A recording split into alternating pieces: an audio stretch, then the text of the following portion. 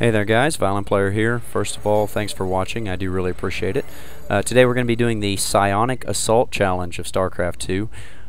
Basically you're given a small group of sentries and some High Templar with which you are to defeat incoming waves of units. First of all are going to be some Zerglings coming from the northeast corner here. Basically what you want to do, this ramp is able to be blocked by 2 force fields and then let your sentries do all the work. You want to let the sentries do the work as much as possible so you can save those psi storms. You want to also try and lay down a couple of hallucinations where necessary to get you a couple extra units. As you can see, the Zerglings went down no problem. This wave of Marines is going to go down no problem. The bronze for this is going to be at 75. I believe the silver is at 125 and then the gold is at 175. There's a maximum of 200 units total. Right here we're going to go up against a group of Zerglings and a group of Hydras. Fortunately the Hydras do not have the range to attack the sentries where they are currently. I think one sentry actually did take a little shield damage there, but nothing severe. Next up is a group of Marines with 1 Marauder. Now the Marauder does have higher range. You'll see I'll lay down a storm here basically just so I can focus fire the Marauder a little better with the sentries, get him taken care of as soon as possible. Next up's a group of Zerglings and Banelings. Obviously the Banelings are going to be no good up against those force fields, so a single roach in there as well. Lay down those force fields again. Just make sure you're accurate with those, you should have no problem, and then just focus down. Obviously the roach is going to give you the most trouble because of the HP and the armor that it has. Coming next, some more Marauders, some more Marines. Now keep in mind that the Marauders do have the range, which is obviously going to create a bit of trouble. You'll see that was the bronze achievement there. That's 75 units that I've killed. Fortunately, I mis-micro my units here a little bit, I believe. I think I take some damage that I didn't intend to. Actually, just shield damage there. So. Right now, all units are still at good health. Now, from the southeast, we have some groups of units coming. There's 3 directions on this map. You have your northeast, where most of the units come from. Then you have southeast and northwest.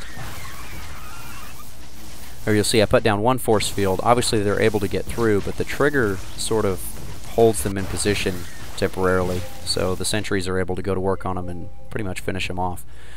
Next up, we have a small assortment of Zealots and Sentries. Obviously, since these don't have much range, just throw down a couple force fields down below. I watched another video where someone actually threw force fields on the ramp, which is just as well. I don't think it really makes that big of a difference. You probably have a little bit easier time attacking with your sentries because they're not all bunched up there in that small corner. Up here now, a group of Reapers. Obviously, they're going to go down quite quickly because they're not very sturdy units. You'll notice here I hallucinated an Archon. Unfortunately, I did not micro him in position very well, so the Reapers actually did quite a bit of damage to one of my sentries there. It was a little bit unfortunate.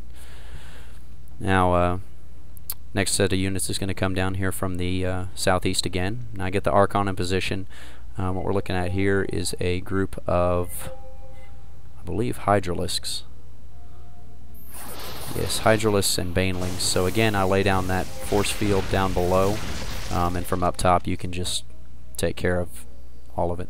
Now here are a couple Banshees. A feedback from your High Templar is going to take care of both of those in one shot. So, you know, you should not take any damage from those whatsoever. They shouldn't even get a chance to get a shot off if you have your hotkeys set to go. Next up are a group of Sentries. What I'm going to do here is force field the ramp. Now they do have range over the sentries, and sorry, did I say those were sentries? Those are not sentries, those are stalkers. The stalkers do have range over sentries, and I did take quite a bit of damage here that I really was not intended on taking. A good idea there would have been to hallucinate another Archon. Now this is a terribly tough spot that I've had trouble with several times. You can see how much damage I took there. There's a couple Ghosts and a couple Reapers. The Ghosts are still down below doing damage to me, unfortunately. Unfortunately, that one Ghost decided he wanted to try to go around, and he wasn't able to do too much damage. Now, the Mutalisks here, the thing you have to remember about Mutalisks is where they appear to be in the air is not where they are on the ground. So if you highlight them, you can see actually where they are on the ground. So if you get an opportunity, if you have your sentries and your High Templar set to a hotkey, it's best if you just click on the Mutalisk, figure out where they are, and then throw down a couple of storms. And you'll see I throw down the wall below, and then I try and take care of the Vikings here. Fortunately, again, my micro was quite poor, and the Vikings did quite a bit of damage. I'm down to only 3 sentries, and I think my initial mount of High Templar are still alive. Now, as I'm finishing these guys off, you'll see that from the northwest now we're going to have an Ultralisk, actually a set of Zerglings coming down. Now these guys go down pretty quickly to storms. You want to try and have those rocks stay alive as long as possible, obviously, so you don't have to use any force fields on that ramp. I try to finish them off here with my sentries. I get one around this side, and then I'll move the one around the other side as well. Now these roaches, unfortunately, that sentry was in a bad spot. And once the sentries are out of range of the roaches are going to go to work on the rocks. So I continue to throw down a couple of storms there to finish them off. Next up is going to be that Ultralisk I mentioned earlier. He does quite a bit of damage to the rocks, and unfortunately the 2 sentries I have left are hardly enough to do enough damage to him to finish him off quickly. So he gets down here. I immediately pull my High Templar away and storm him. I realize that's not doing much damage, so right now I know I'm in trouble. Got the 1 sentry left, so I choose to bait him. Fortunately, I went ahead and morphed all of my High Templar into Archons. The Banelings basically just ran into him and did absolutely no damage because Archons are like tanks.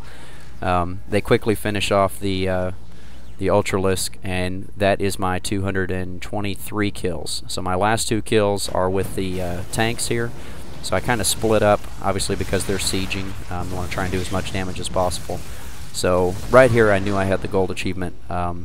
Obviously that was not the best micro example in the world, but if it comes to it, this is the way that you can get your last few kills. Obviously that Ultralisk and those tanks are going to go down fairly quickly to the Archons if you take care of them and keep them separated.